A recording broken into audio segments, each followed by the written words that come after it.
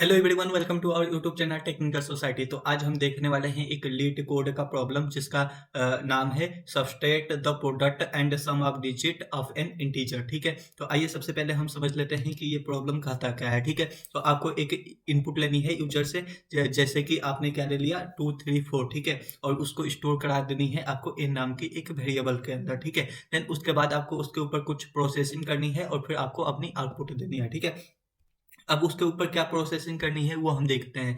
मान लीजिए आपने एक इनपुट लिया कितना 2 3 4। ठीक है, n इक्वल टू 2 3 4। देन उसके बाद आपको क्या करना है कि इसका जो एक एक डिजिट है इन सब डिजिट को आपस में मल्टीप्लाई करना है। ठीक है, जैसे ये 2 है, 2 मल्टीप्लाई 3 मल्टीप्लाई 4 इक्वल टू कितना हो गया 24 हो गया। ठीक है, उसके बाद ये जितनी भी डिजिट हैं इनका आपस में सम करना है। ठीक है, तो 2 प्लस 3 प्लस 4 इक्वल टू कितना हो गया 9 हो गया। ठीक है, आई होप आपको यहाँ तक क्लियर होगा। अब उसके बाद हमें क्या करना है कि जो हमारा प्रोडक्ट आया, ठीक है, और जो हमारा सम आया, इन दोनों को आपस में क्या कर देनी है, माइनस कर देना है। तो ये टोटल कितना आया था 24। ठीक है, 24 माइनस और ये कितना था 9, तो 9 माइनस किया और आ गया हमारा रिजल्ट 15। ठीक है, तो 15 फिर हमें आउटपुट में प्रिंट करा देनी है। तो आपको यहाँ तक समझ में आ गया होगा। अब हम दूसरा एग्जांपल ले लेते हैं। n इक्वल टू 4 4 2 1 लिया। ठीक है, उसके बाद इसका हमने प्रोडक्ट किया तो 4 multiply 4 multiply 2 multiply 1 equal to 32। Then उसके बाद सम इनका निकाला तो 4 प्लस 2 प्लस 1 इक्वल टू 11। ठीक है, फिर इन दोनों को आपस में माइनस किया तो हमारा आ गया 21। ठीक है, तो आई होप अभी तक आपको ये प्रॉब्लम समझ में आ गया होगा कि इस प्रॉब्लम में हमको करना क्या है। ठीक है, तो उसके बाद अब हम आते हैं सोल्यूशन पे बातें कर लेते हैं, लेकिन उसके पहले आपको कुछ हम लॉजिक बता देते हैं जो कि इस प्रोग्राम में हम यूज करने वाले हैं। मान लीजिए कि आपने इनपुट लिया 2 3 4 यूजर से। ठीक है, उसके बाद आपको क्या करना है, उसके बाद आपको अब हम आपको एक साइन के बारे में बताते हैं जिसका नाम है मॉडुलस। मॉडुलस क्या करता है कि हमें रिमाइंडर देता है। ठीक है, रिमाइंडर देता है। मान लो लीजिए आपने जो भी नंबर से डिवाइड किया तो कितना लास्ट में रिमाइंडर बचा, वो हमारा मॉडुलस बताता है। तो मान लीजिए सपोज हम आपको एक एग्जांपल लेकर समझाते हैं। मान लीजिए 2 3 4 है। ठीक है, और इसको मॉडुलो हमने 10 किया। ठीक है, तो हमारा जो रिजल्ट आएगा वो कितना आएगा 4 आएगा। ठीक है, क्योंकि इन दोनों मतलब जब 10 से आपने डिवाइड किया 2 3 4 से, तो जो रिमाइंडर आएगा वो कितना आएगा 4 आएगा। ठीक है, तो आपने क्या यहाँ पे देखा कि जब हम 10 से मॉडुलो कर रहे हैं तो हमारा जो आखिरी नंबर है ये मिल रहा है। ठीक है, तो हमें 4 तो मिल गया। ठीक है, हमें एक ये वाला पार्ट तो मिल गया। अब हमें क्या चाहिए, अब हमें चाहिए 3। ठीक है, लेकिन 3 कैसे मिलेगा, तो उसके लिए हमें क्या करना पड़ेगा, इसे 23 बनाना पड़ेगा। ठीक है, अब 23 आप कैसे बनाएंगे, तो इसको आप 2 3 4 डिवाइड बाई 10 कर लीजिए। ठीक है, 2 3 4 डिवाइड बाई 10 जब आप करेंगे तो जब इसका आपने डिवाइड किया तो ये कितना आएगा, इसका रिजल्ट 23 आएगा। ठीक है, 23 आ गया। देन उसके बाद फिर से आपको क्या करना है, 23 मॉडुलो 10 कर देना है। ठीक है, तो 23 मॉडुलो 10 जैसे आप करेंगे तो फिर से आपका रिजल्ट कितना आ जाएगा 3 आ जाएगा। तो आपको एक बार 4 भी मिल गया, एक बार आपको 3 भी मिल गया। ठीक है, तो उसके बाद आपको फिर से क्या करना है 23 डिवाइड बाई 10। ठीक है, तो फिर से आपको रिजल्ट कितना मिल गया, तो आपको रिजल्ट मिल गया 2। देन उसके बाद आपको क्या करना है 2 मॉडुलो 10। ठीक है, 2 मॉडुलो 10 फिर से कितना हो जाएगा, आपको पता है कि जब भी ऊपर वाला जो हमारा नंबर है, ठीक है, ये 10 इससे क्या है, इससे छोटा है तो सेम नंबर हमारा रिमाइंडर में आ जाता है, तो फिर से 2 आ जाएगा। ठीक है, तो आपको यहाँ तक समझ में आ गया। फिर उसके बाद हम 2 डिवाइड बाई 10 फिर से हम करने वाले हैं, तो फिर हमारा रिजल्ट कितना आ जाएगा 0 आ जाएगा। ठीक है, तो यहाँ पे आपने एक चीज समझ लिया कि इनकी वैल्यू हमने 2 3 4 लिया था। देन उसके बाद हमने मॉडुलो निकाला। ठीक है, तो रिमाइंडर हमने 10 से डिवाइड करके निकाला तो 4 आ गया। ठीक है, देन उसके बाद हमने क्या किया, डिवाइड कर दिया 10 से, जिससे कि एक डिजिट यहाँ से चला गया और ये बन गया 23। देन उसका फिर से हमने मॉडुलो निकाल दिया 10 से, तो ये कितना आ जाएगा, फिर से इसका रिमाइंडर 3। उसके बाद फिर हमने क्या किया कि इसे फिर से हमने 10 से डिवाइड कर दिया। देन उसके बाद 10 से डिवाइड करने के बाद जो हमारा रिजल्ट आएगा वो आ जाएगा 2।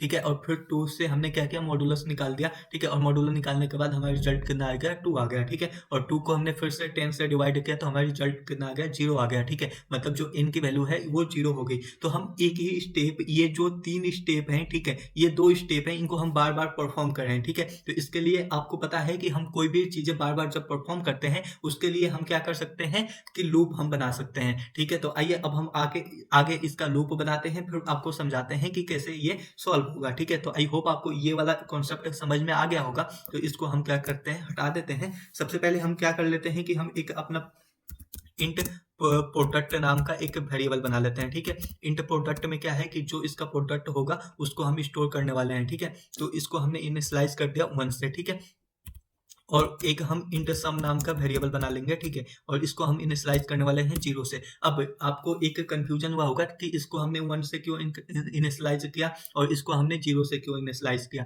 तो आपको बताते हैं, अगर आप कोई भी नंबर में अगर आप प्रोडक्ट को 0 से इनिशियलाइज़ कर देंगे और फिर कोई भी नंबर को आप इसमें जब मल्टीप्लाई करेंगे, मान लीजिए यहाँ पे 0 है पहले से, ठीक है? और कोई भी नंबर से आप मल्टीप्लाई करेंगे तो ओवरऑल ये 0 बना देगा। इसलिए हमने क्या किया, हमने 1 यहाँ पे रखा, ठीक है? और यहाँ पे हमने क्या किया कि 0 हमने रखा, ठीक है? क्योंकि सम में तो आप कोई भी 0 में अगर प्लस करेंगे कोई भी नंबर तो वो ईज़िली प्लस हो जाएगा। लेकिन अगर आप प्रोडक्ट को 0 बनाते हैं, इनिशियल वैल्यू 0 है और उसमें कोई भी नंबर आप मल्टीप्लाई करेंगे तो वो ओवरऑल 0 बन जाएगा। तो इसको हम बिल्कुल डिटेल में समझने वाले हैं, तो आप ज़्यादा परेशान मत होइए, ठीक है? अब हम चलते हैं, अपना लूप लगा लेते हैं, ठीक है? व्हाइल लूप हमने लगा लिया। व्हाइल लूप लगाने के बाद हमने क्या किया कि हमने व्हाइल लूप का सिंटैक्स लिख लिया। अब हमें क्या लिखनी है, कंडीशन लिखनी है। कंडीशन हमने देखा था कि जो n है, ठीक है? तो n की वैल्यू जब तक 0 नहीं हो जाती है तब तक हमें चलानी है, ठीक है? तो n नॉट इक्वल टू 0, ठीक है? हमारी कंडीशन क्या होगी, n नॉट इक्वल टू 0। जब तक n की वैल्यू 0 नहीं हो जाती है तब तक हमें लूप चलानी है, ठीक है? अब हमें क्या करना है, तो हमें सबसे पहले अपना डिजिट निकालना है, ठीक है?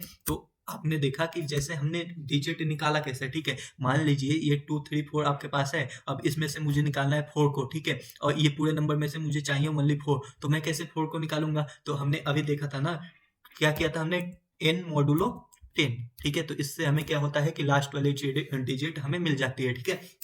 देन हमें क्या हुआ कि हमें डिजिट मिल गया, लेकिन उस डिजिट का हमें क्या करना है, तो हम, ठीक है? तो आपने यहाँ से डिजिट आपने निकाल लिया, फिर उसके बाद हम क्या करने वाले हैं, product equal to product multiply by digit, ठीक है?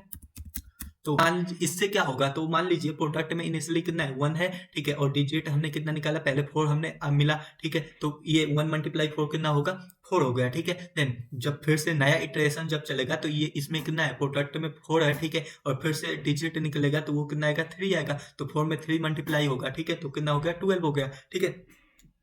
देन ये लूप फिर से चलेगी, तो उसके बाद प्रोडक्ट में पहले से 12 रहेगा, ठीक है? और डिजिट फिर से निकालेंगे तो 2 आएगा, ठीक है? तो वो मल्टीप्लाई होगा तो ये 24 आ जाएगा, ठीक है? तो आपको यहाँ तक समझ में आ गया होगा। अब हम देखते हैं सम वाले में, सम वाला कैसे काम करेगा। तो sum equal to sum plus digit, ठीक है?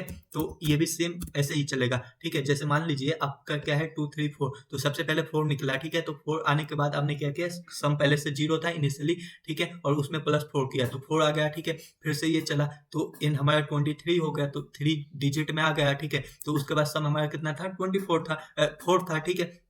उसमें कितना हुआ, +3 हुआ, तो 7 हो गया। देन फिर से हमारा लूप चलेगा, ठीक है? तो उसमें क्या बचेगा, लास्ट में 2 बचेगा, ठीक है? तो 7 और +2 कितना हो जाएगा, 9 हो जाएगा। तो आपको यहाँ भी समझ में आ गया होगा। अब हमने क्या किया कि ये दोनों तो काम कर लिया, लेकिन हमें क्या करनी है, हर बार अपना जो नंबर है उसको छोटा करना है, एक डिजिट हमें छोटा करना है। तो उसके लिए हमने क्या देखा था, n डिवाइड बाई 10, ठीक है? लेकिन हमने क्या करनी है, इसे कहाँ पे स्टोर करानी है, n में स्टोर करानी है। तो आपको यहाँ तक समझ में आ गया होगा। तो अभी एक बार इसको फिर से हम आपको समझाते हैं कि आप मान लीजिए n इक्वल टू 2, 3, 4 लिए, ठीक है? देन उसके बाद आप यहाँ पे आए तो वहाँ से 4 ये क्या हुआ, बाहर निकल गया। 4 बाहर निकलने के बाद अभी n की वैल्यू कितनी है, 2, 3, 4 ही है, ठीक है? तो ये वाला स्टेप कैसे परफॉर्म होगा ये तो आपको बता दिए हैं, ठीक है? अब n में क्या हुआ कि n में आपका 2, 3, 4 आया और डिवाइड बाई 10 आया, तो n में जो नई वैल्यू स्टोर हो गई वो कितनी हो गई, 23, ठीक है? अब 23 फिर यहाँ पे आएगा, देखेगा ये नॉट इक्वल टू 0 है, ठीक है? तो नॉट इक्वल टू 0 है तो बिल्कुल ये ट्रू है। देन उसके बाद फिर अंदर आएगा, फिर ये परफॉर्म करेगा, यहाँ से डिजिट आ जाएगी 3, ठीक है? 3 के साथ यहाँ पे ऑपरेशन होगा। देन उसके बाद यहाँ पे कितना आ जाएगा, 23 डिवाइड बाई 10, तो ये कितना हो जाएगा, 3 हो जाएगा, ठीक है? अब n की वैल्यू 2 हो गई, ठीक है? 2 होने के बाद यहाँ पे हम फिर से आ गए और 2 डिवाइड बाई 10 इक्वल टू 0, जैसे 0 होगा ये कंडीशन फेल हुई, ठीक है? ये कंडीशन फेल होने के बाद हम बाहर आ जाएंगे। बाहर आने के बाद हमें क्या करना है कि आपको अपना जो रिजल्ट है उसमें क्या करना है, तो हम RS लिख लेते हैं रिजल्ट को। तो जो प्रोडक्ट में जितना स्टोर हुआ है वैल्यू, ठीक है? और उसको माइनस कर देना है जो वैल्यू सम में स्टोर हुई है, ठीक है? तो यहाँ तक आपको समझ में आ गया होगा। उसके बाद हमें अपना आंसर को क्या कर देना है, रिटर्न कर देना है, ठीक है? कि हमारा कितना आंसर है जो रिजल्ट में यहाँ पे सेव है, ठीक है?